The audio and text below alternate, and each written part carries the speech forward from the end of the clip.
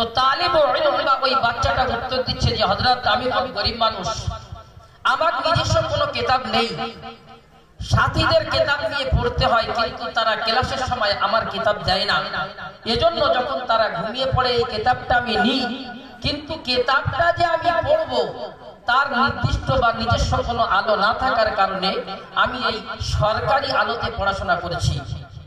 হযরত মাহমুদ গজনবী রাহমাতুল্লাহ আলাইহি তিনি মনস্থির করেন এবং ছাত্রকে বললেন যে কাল থেকে তোমার আলো এবং কিতাবের দায়িত্ব আমি নিয়ে নিলাম।